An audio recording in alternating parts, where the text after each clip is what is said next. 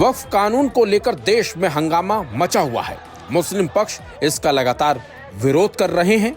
विपक्ष ने इसे लेकर केंद्र सरकार को घेर रखा है। बल्कि बंगाल में तो इस कानून को लेकर ऐसा बवाल हुआ कि हालात ही बिगड़ गए। कई लोगों की जान तक चली गई।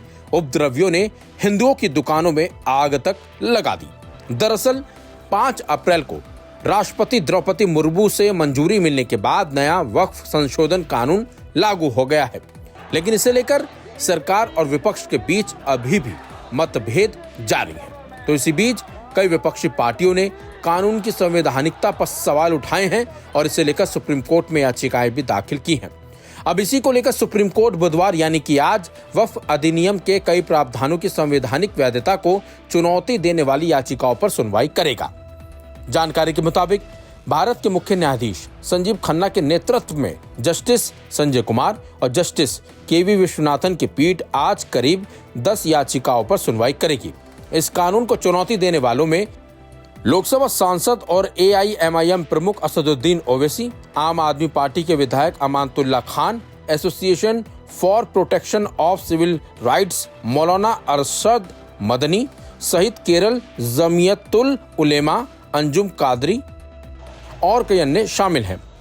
जानकारी के लिए आपको बता दें, कई राजनीतिक नेताओं, धार्मिक संगठनों और नागरिक अधिकार समूहों ने वक्फ के मौजूदा संशोधनों की आलोचना की है। साथ ही उन्होंने तर्क दिए हैं कि ये कानून मौलिक अधिकारों का उल्लंघन करता है।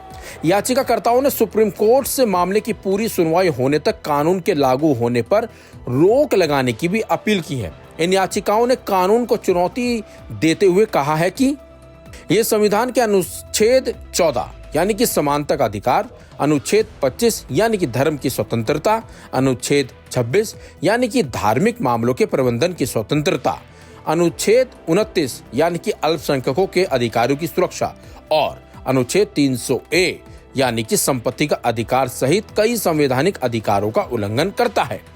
वहीं केंद्र सरकार ने भी सुप्रीम कोर्ट के समक्ष एक कैविएट दायर किया है। सरकार ने अनुरोध किया है कि उसका पक्ष सुने बिना कोई अंतरिम आदेश पारित न किया जाए। इस बीच 6 बीजेपी शासित राज्यों ने नए वक्फ कानून का समर्थन करने के लिए सुप्रीम कोर्ट का दरवाजा खटकाया है। हरियाणा, महाराष्ट्र, मध्य प्रदेश, राजस्थान, छत्तीसगढ़ और असम ने कोर्ट में अलग अलग याचिकाएं दाखिल की हैं, जिसमें वक्फ संशोधन अधिनियम को रद्द करने या उसमें बदलाव करने की स्थिति में संभावित प्रशासनिक और कानूनी प्रभावों पर जोर दिया गया है। इन याचिकाओं में तर्क दिया गया है कि ये कानून वक्फ बोर्ड और इससे जुड़े मामले में सभी तरह की विसंगतियों को दूर करने के लिए लाया गया है और अदालत को इन बातों का ध्यान रखना चाहिए। फिलहाल देखना होगा कोर्ट आज इस पर क्या फैसला सुनाता है।